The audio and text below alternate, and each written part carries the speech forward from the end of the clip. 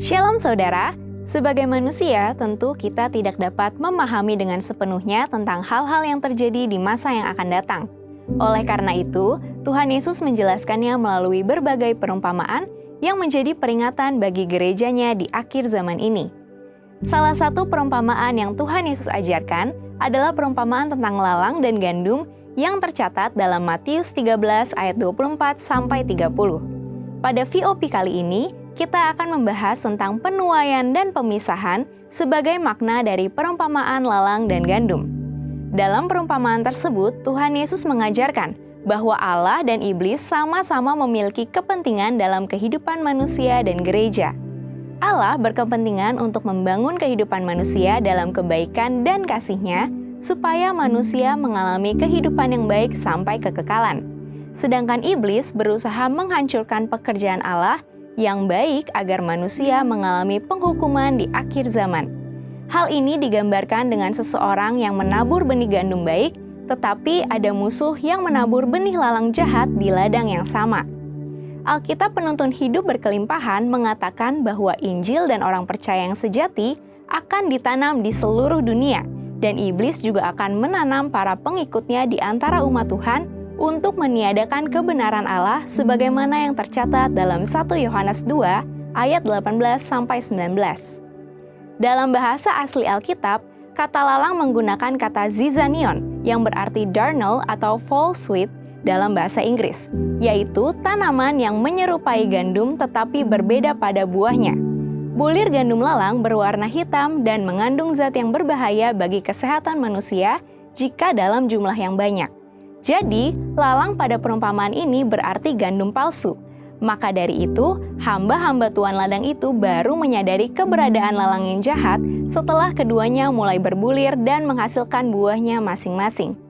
Hal ini menggambarkan adanya kelompok orang dalam gereja Tuhan yang terlihat seperti orang percaya, tetapi hidup dan hatinya tidak selaras dengan kebenaran firman Tuhan.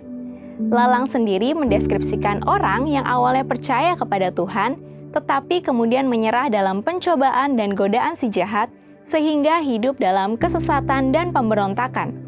Bahkan beberapa di antaranya menjadi orang yang menyebarkan kesesatan dan kejahatan.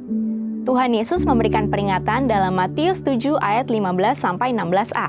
Seperti serigala berbulu domba, ada yang beribadah dengan cara yang sama dengan orang percaya, tetapi memiliki motivasi dan tujuan yang salah. Perlu diingat bahwa yang masuk ke dalam kerajaan surga adalah mereka yang melakukan kehendak Bapa yang di surga. Menghasilkan buah yang tidak baik adalah kejahatan di mata Tuhan. Keselamatan memang dijamin atas dasar karya Kristus di salib, tetapi keselamatan juga seharusnya mengubah kehidupan orang yang menerimanya dari orang berdosa menjadi hidup seperti Kristus. Kita harus menjadi ciptaan baru yang terus-menerus diperbaharui dalam Kristus. Kembali kepada perumpamaan, hamba-hamba tersebut mengusulkan kepada tuan ladang untuk mencabut gandum palsu atau lalang. Tetapi sang tuan melarangnya dengan alasan supaya tidak merusak tanaman gandum yang asli. Hal ini menjelaskan bahwa seolah-olah Tuhan membiarkan penyesatan tetap terjadi dalam gereja, bukan karena tidak tahu atau tidak peduli, tetapi semua itu memang harus terjadi.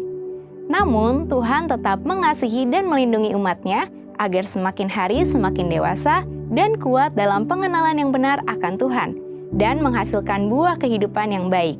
Allah tahu isi hati semua orang sejak semula, namun pemisahan antara gandum dan lalang akan terjadi pada masa penuaian di akhir zaman.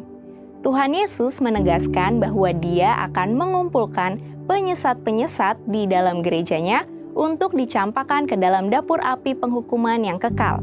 Sebaliknya, orang-orang benar akan bercahaya seperti matahari dalam kerajaan Allah, seperti yang tercatat dalam Matius 13 ayat 41-43. Inilah yang dimaksudkan penuaian pada akhir zaman. Bukan hanya berarti pertobatan dan keselamatan bagi jiwa-jiwa, tetapi juga berarti pengumpulan orang-orang yang mengeraskan hati dan turut ambil bagian dalam kesesatan untuk dihukum. Inilah yang harus diwaspadai oleh umat-Nya. Apakah kita termasuk kelompok gandum sejati atau gandum palsu? Dalam 1 Korintus 11 ayat 28a, Paulus menasehatkan agar setiap orang percaya harus menguji dirinya sendiri, agar tidak menjadi bagian dalam kehidupan kekristenan yang palsu. Saudara, untuk penjelasan lebih lengkap dari tim teologi kami, silakan buka link yang ada di atas atau scan QR Code yang tersedia. Tuhan Yesus memberkati.